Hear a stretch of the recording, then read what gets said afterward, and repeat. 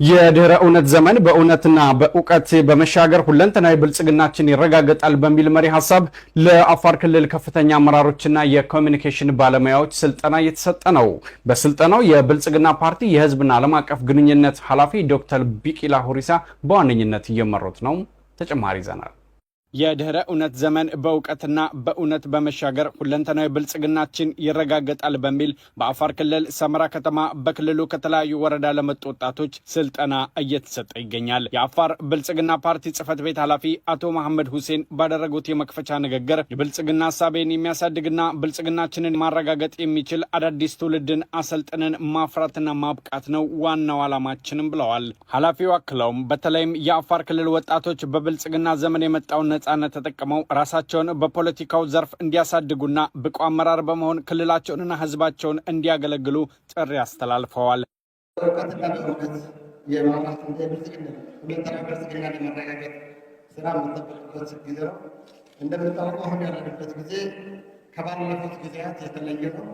በተለይ በአፋር ታሪክ እንደምታወቀው ለህይወት መስዋዕትነት ያልተሰጠው ለኢትዮጵያ አንድነት የሚታገል ህዝብና ወጣቶች የዛሬው መድረክ የተለያዩ ታይትሎች ላይ የሚቀጥል ስልጠና ይሆናል። የዛሬው መድረክ በተለየ ሁኔታ አፋር ወጣቶችን በተለይ የብልጽግና አባላትን የማስታጠቅ ስራ ነው።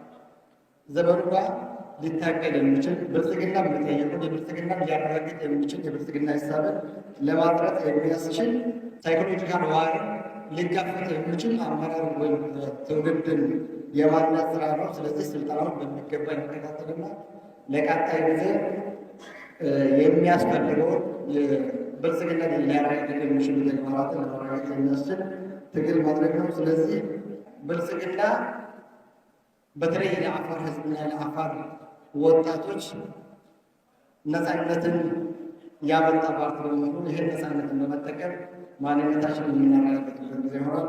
አመሰግናለሁ። በስልጠናው ላይ የብልጽግና ፓርቲ የህዝብ ግንኙነትና ዓለም አቀፍ ግንኙነት ዘርፍ ኃላፊ ዶክተር ቢቂላ ሁሪሳ ለተሳታፊ ሰልጣኞች ባስተላለፉት መልእክታቸው ወጣቶች የሚዲያና ኮሚኒኬሽን አጠቃቀማቸው አስተውሎት ባለው መንገድና በሰለጠነ መልኩ መጠቀም እንዳለባቸውም አስገንዝበዋል። የማህበራዊ ሚዲያ አጠቃቀማችን ለሀገር ግንባታና ሁለንተናዊ ብልጽግናችንን ማረጋገጫ የሚሆኑ እሳቤዎችን የሚያጸና መሆን አለበትም ብለዋል።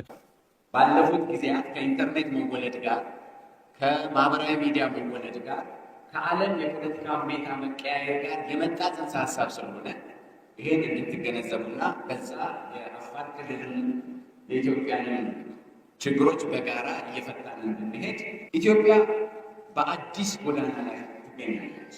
ባለፉት 7 ዓመታት አይታችሁ እንደሆነ የኢትዮጵያ አጠቃላይ የፖለቲካ ጉዞ አዲስ ጉዞ የሚባል ነው። አዲሱን ጉዞ እናንተ በደንብ ተረድታችሁታል። የኢትዮጵያ አዲሱ ጉዞ ህብረ ብሔራዊ ኢትዮጵያዊ አንድነትን የመገንባት ጉዞ ነው። ይህ ህብረ ብሔራዊ ኢትዮጵያዊ አንድነትን የመገንባት ጉዞ የመበተን ጉዞ ሳይሆን የመሰባሰብ ጉዞ ነው። የመሰባሰብ ጉዞ ነው። ስለዚህ ይህ የመደመር ጉዞ ነው ማለት ነው። በመደመር ጉዞ ውስጥ ሰዎች አይለያዩም፣ ይሰባሰባሉ። በመደመር ጉዞ ውስጥ ሰዎች ልዩነትን ብቻ አይፈልጉም፣ የጋራ ነገርንም ይፈልጋሉ። ስለዚህ የኢትዮጵያ ህብረ ብሔራዊ አንድነት የማጽናት ጉዞ ነው። በመጨረሻም ኃላፊው ዶክተር ቢቂላ ሁሪሳ በዚህ ወቅት እንዳሉት በተለይም በህዝብ ላይና በሀገሪቱ ተቋም ላይ የሚሰነዘሩ የጥላቻ ንግግሮችን በመከላከል ሚዲያና ኮሚኒኬሽን ትልቁን ሚና ሊጫወት እንደሚገባ ለተሳታፊዎቹ አስገንዝበዋል። ባለፉት 7 ዓመታት የተሰሩ ስራዎች አይታችሁ እንደሆነ የአፋር ክልልንም አይታችኋል። ብዙዎቹን ዞሬ ለመመልከት እድል አግኝቻለሁ። የአፋር ህዝብን የኢትዮጵያ ህዝብ ወንድምነት እህትነት ማጠናከር ነው። የአፋር ህዝብን የድህነት ችግር መቅረፍ ነው። የአፋር ህዝብ ከድህነት መውጣት ሳይሆን የሀገሪቱ የብልጽግና ተጠቃሚ እንዲሆን ማድረግ ነው።